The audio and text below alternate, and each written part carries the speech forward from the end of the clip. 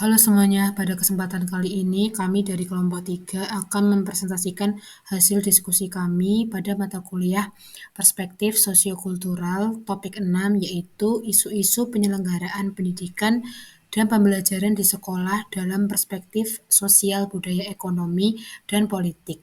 Adapun anggota kelompok yaitu saya sendiri, Alniki Putri Arifin, yang kedua Istiqomah, yang ketiga Sri Atika Sari, yang keempat Tri Yulianto. Ada 4 pertanyaan yang telah didiskusikan dengan setiap anggota kelompok.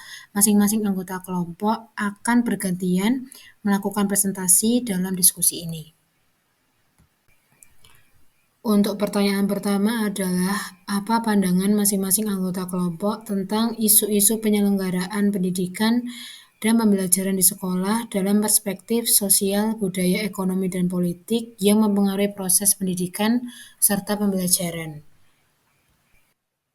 Di dalam perspektif sosial, pentingnya akses yang sama untuk semua peserta didik terlepas dari apapun latar belakang mereka, baik dari segi sosial ekonomi yang berbeda, karena kesenjangan sosial harus diatasi untuk memastikan bahwa setiap peserta didik mendapat pendidikan yang sama. Lingkungan sosial yang aman dan mendukung sangat penting untuk proses pembelajaran yang efektif. Sekolah juga harus mengatasi bullying serta menerapkan disiplin positif sehingga peserta didik dapat belajar dengan nyaman tanpa gangguan. Untuk isu budaya, pendidikan harus mencerminkan dan melestarikan nilai budaya. Hal ini dapat dilakukan saat pembelajaran. Pendidik dapat memasukkan elemen budaya seperti bahasa, adat istiadat, seni. Isu ekonomi, pendidikan gratis atau terjangkau, atau beasiswa dapat menjadi alternatif bagi peserta didik yang tertinggal dalam pendidikan karena alasan ekonomi. Untuk isu politik, perubahan kebijakan pendidikan yang dikeluarkan pemerintah dapat berubah secara signifikan setiap kali terjadi pergantian pemerintahan. Hal ini tentu menjadi tantangan bagi sekolah dalam mengikuti dan menerapkan perubahan tersebut. Menurut saya, isu-isu yang bisa mempengaruhi penyelenggaraan pendidikan, yang pertama, isu sosial. Masalah lingkungan sosial yang kurang mendukung pentingnya pendidikan. Isu yang paling sering terjadi adalah kurangnya motivasi belajar dari lingkungan. Kemudian isu budaya.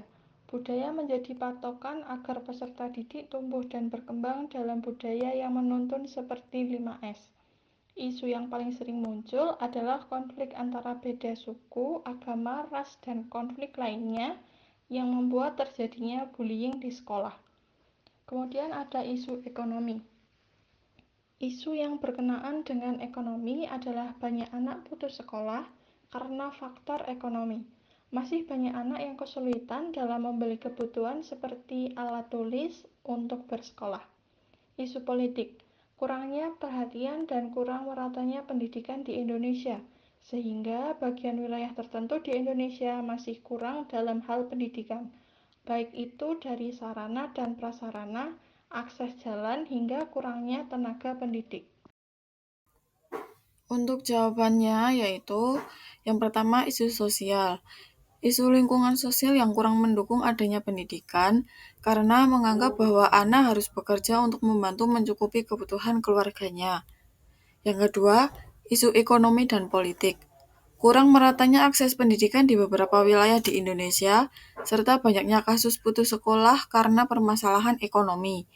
Yang ketiga yaitu isu budaya. Isu perbedaan suku, ras yang menjadi alasan perilaku kekerasan atau bully di lingkungan sekolah. Hal ini tentunya menjadi fokus utama dalam menanam sikap toleransi dan menghargai di setiap perbedaan.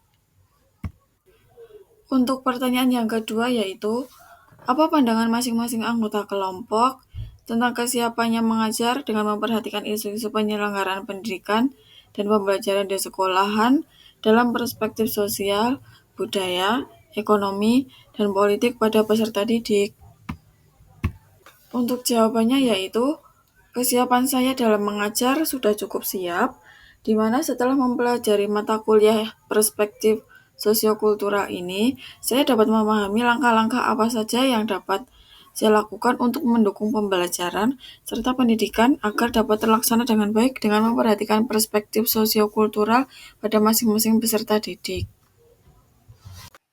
Dalam perspektif sosial, saya merasa siap mengajar dengan memahami bahwa setiap peserta didik datang dari latar belakang sosial yang berbeda-beda.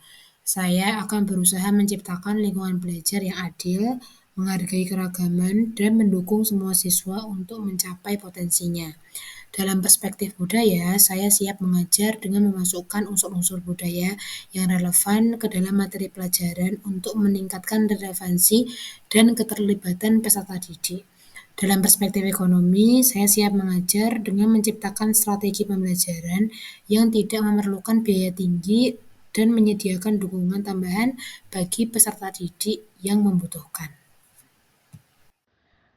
Menurut pandangan saya, kesiapan saya mengajar dengan memperhatikan isu-isu penyelenggaraan pendidikan dan pembelajaran di sekolah dalam perspektif sosial, budaya, ekonomi, dan politik pada peserta didik terutama di daerah 3T ada pada presentasi 65% dengan beberapa pertimbangan.